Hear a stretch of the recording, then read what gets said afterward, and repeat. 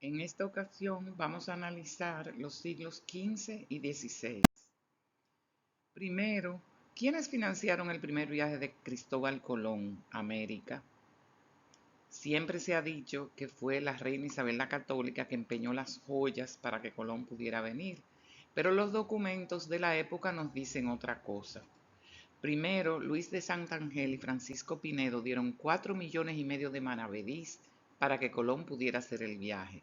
Luego, Martín Pinzón puso naves, tripulación y 500,000 de maravedís. La casa Centurione, que era una casa de banqueros genoveses, puso también 500,000 de maravedís. Y Diego de Arana puso 20,000 maravedís. Los maravedís eran la moneda de la época. Así es que, como ustedes pueden observar, no fue la reina que puso el dinero para financiar el primer viaje de Cristóbal Colón. También se discute quiénes vinieron en ese primer viaje de Colón. Se dice que eran presos que sacaron de la cárcel porque no se sabía si se iban a derricar, que la tierra era plana y que no sabían si iban a volver con vida, y que entonces sacaron presos, asesinos, criminales, ladrones y lo embarcaron en ese viaje. Sin embargo, los documentos también nos muestran otra cosa. Eran marineros profesionales de la tripulación de los hermanos Pinzón. En ese momento, la carabela era la embarcación más desarrollada de la época, la que tenía la tecnología más desarrollada. Por lo tanto, no podían poner a cualquiera a manejarla. Es como hoy, en las naves espaciales, ¿quiénes van? Ingenieros muy bien entrenados. No pueden mandar a cualquiera a que se monte en esa nave y la tripulen. Entonces, ese es otro mito de la historia oficial, tal como el mito de que la reina empeñó las joyas para que Colón pudiera hacer su primer viaje. Ahora vamos a analizar los modelos de explotación colonial en los siglos XV y XVI.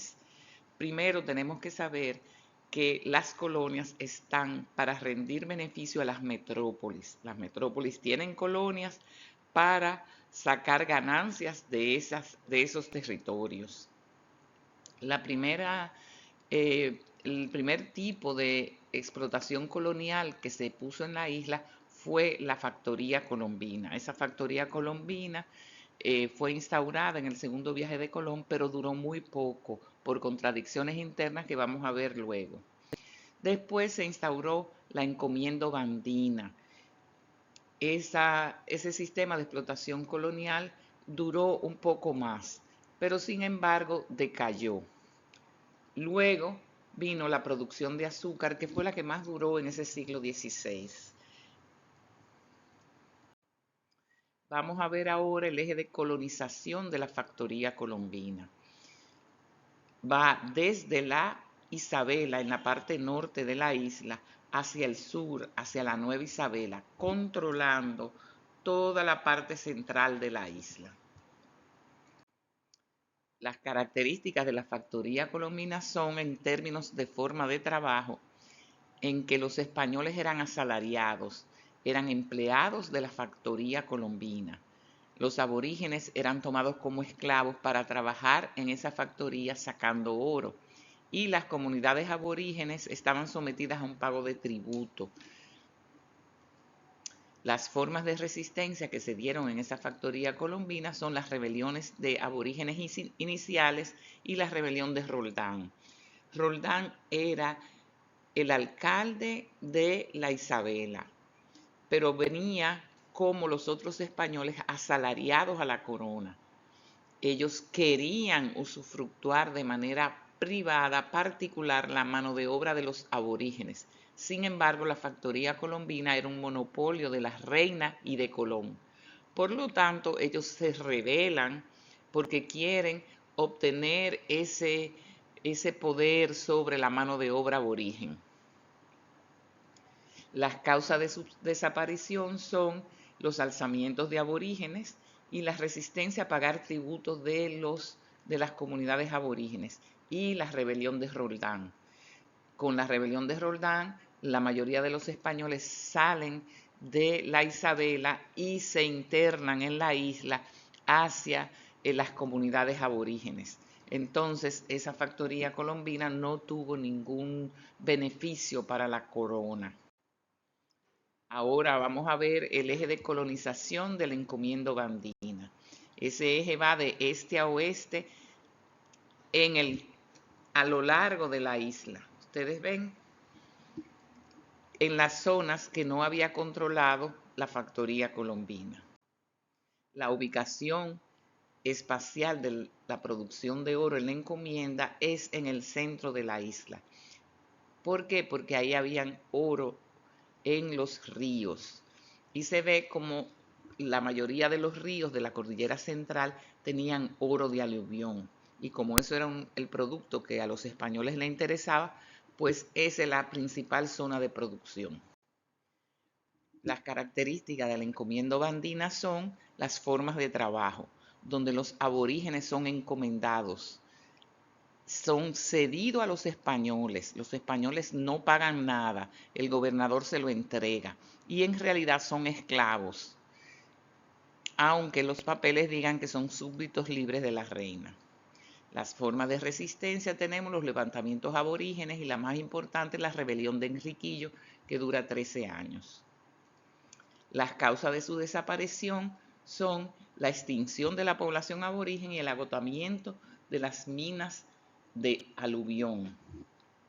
En esta gráfica nosotros podemos ver cómo la producción de oro va subiendo y luego comienza a decaer. Y la población aborigen decae constantemente. Fíjense ustedes en esta parte que ya prácticamente no hay aborígenes, ahí es que se dan las epidemias. Entonces las epidemias atacan a esa pequeña parte de la población que ha sobrevivido, no en esta parte. Vamos a ver ahora la ubicación espacial de la producción de azúcar, que es la que sustituye la encomienda. Vemos que la mayoría de los ingenios están ubicados entre Santo Domingo y Azua, aunque en La Vega fue donde primero se produjo azúcar, pero los ingenios de ese siglo XVI van a estar establecidos ahí. ¿Por qué? Por la cercanía del puerto de Santo Domingo donde se embarcaba el azúcar.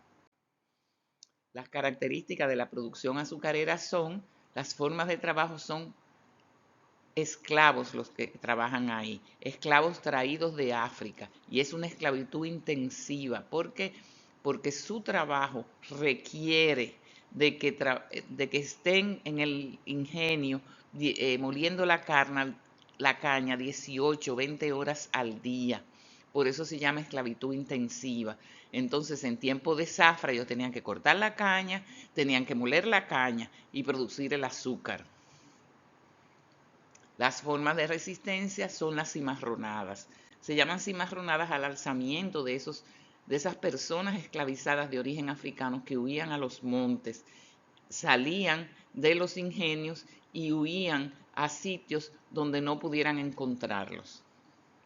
Las causas de su desaparición tenemos que hay dificultad del transporte porque España en ese siglo XVI va a perder el dominio de los mares y va a ser atacada por los países enemigos como Holanda, Inglaterra. Y las cimarronadas, ¿por qué? Porque muchos de los esclavos huyen a los montes. Entonces, si no hay transporte para traer nuevos esclavos y lo que hay aquí huyen, tenemos que hay poca mano de obra. Vamos a ver ahora los aportes de la colonización española a la cultura dominicana. El trazado de las ciudades, el diseño endamero en que las calles se cruzan perpendicularmente. Los animales como el ganado vacuno, el ganado porcino y el ganado caprino. El perro, el caballo y las aves de corral. Las creencias religiosas, la religión católica.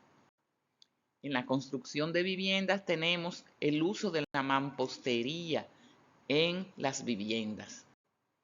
Vamos a ver plantas como la caña de azúcar, instrumentos musicales como la guitarra, fiestas como el carnaval y la corrida de toros. Tenemos también algo muy importante, el idioma. Las palabras que utilizamos son españolas, castellanas. Vamos a ver ahora el resultado de un estudio sobre la diversidad genética del ADN mitocondrial en la República Dominicana, que nos responde a la pregunta de quién descendemos los dominicanos. Fíjense ustedes que ese trabajo fue publicado muy recientemente en el 2019. ¿Qué resulta? Tradicionalmente se dice que nosotros descendemos de los taínos y de los españoles, pero ya vimos lo que le había pasado a la población taína. Entonces, solamente tenemos un 10% de ADN mitocondrial de los taínos, un 10% de los europeos, pero tenemos un 80% de los africanos. Por lo tanto, nosotros no podemos decir que solamente descendemos de taínos y europeos. Eso es solamente el 20% del ADN. El 80%, la mayoría, es de los africanos. Vamos a ver ahora los aportes de las culturas africanas a la cultura dominicana. Tenemos los alimentos como el plátano, la yautía, el ñame, la construcción de viviendas en Tejemaní. Eso se ve mucho en el sur del país. Los animales como guinea, la forma de cocción y comidas, el pastel en hoja, el mangú, el escabeche y el mofongo. Plantas de forraje para animales, son las plantas que comen los animales, la hierba de Guinea y la hierba de Pangola. Relaciones de parentesco, donde la mujer es el centro y base de la familia. Si ustedes notan aquí, este es Mary Lady, que ganó medallas en los Juegos Olímpicos y ella le está levantando la mano a su mamá y a su abuela y le puso las medallas que ganó. ¿Por qué? Bueno, porque esas fueron sus bases de apoyo, su centro de su familia. Tenemos también creencias religiosas, el culto a los muertos y deidades, formas de ayuda mutua, eso es muy importante. El convite es cuando un grupo de personas se reúne para trabajar, ya sea haciendo una casa de un vecino o haciendo labores de limpieza en un conuco. Se hace de manera gratuita, eso es una forma de ayuda, de cooperación. Y cuando otro miembro del grupo necesita ese tipo de trabajo en su conuco o en su casa, pues también van a ayudarlo. Y lo que único que se le da es comida porque no se le paga. Y el SAN, yo creo que todos saben qué es el SAN, que se ahorra de esa manera. Una persona lleva el SAN, las otras le dan dinero y al final pues tienen el dinero ahorrado. Palabras también, como bemba, fucú, añangotarse, son palabras relacionadas con la vida diaria. Objetos como el pilón.